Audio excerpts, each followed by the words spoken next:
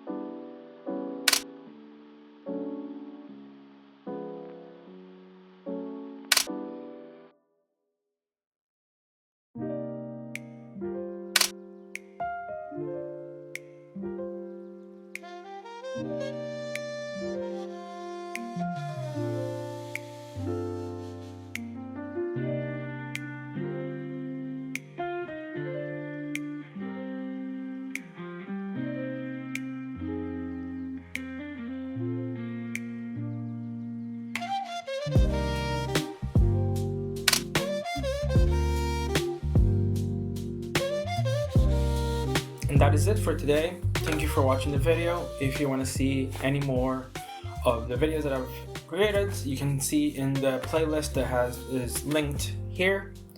And if you want to see any of my work, my Instagram and TikTok page are linked in the bio. Thank you.